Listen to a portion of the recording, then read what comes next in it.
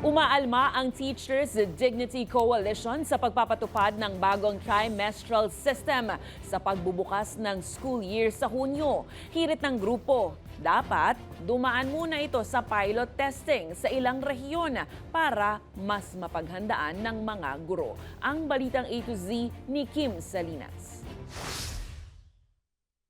Ang amin pa rin panawagan ay huwag muna itong ituloy at magkaroon muna tayo ng pilot implementation. Tinututulan ng ilang grupo ng mga guro ang trimestral system na ipatutupad ng Department of Education ngayong Hunyo para sa school year 2026-2027.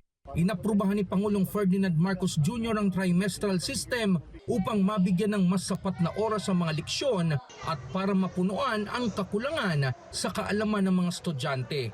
Pero pangamba ng Teachers Coalition, Bagamat maganda yung layunin niya, no, mukhang doon sa implementation tayo magkakatalo. No, we need adjustments, no, in terms of school forms, no, yung mga learning materials ng mga bata natin, ano, yung rationalization, ano, ng workload ng ating mga guro. sa ilalim ng bagong programa, ang dating quarterly system o 4 na grading periods ay papalitan ng 3 academic terms. Ang first trimester ay magsisimula sa Hunyo hanggang Setyembre, ang second trimester ay sa Setyembre hanggang Disyembre, at ang third trimester ay sa Enero hanggang Abril. May hinahinay lang. No? Baka pwede nating i-pilot muna ito sa isang region para makita natin, no, ano yung weaknesses at yung strength. No? Yung weaknesses, tingnan natin kung paano ma-strengthen. May agam-agam din ang ilang magulang at estudyante. Parang ginagawa po nilang trial and error yung pag-aaral ng mga bata. Yung mga bagsak po, kung sakali, kung iahabol po nila ng dalawang grading, hindi po nila agad maaabot kung mababagsak sila nandun sa second pa lang. Parang hindi din po kasi parang mafe-fresher po din yung mga students. Maging ang student teacher na si Jake ay hindi pabor sa biglaang pagpapatupad ng anumang pagbabago sa edukasyon. Kami ang naging guinea pig. Ayun po ang nangyari sa amin.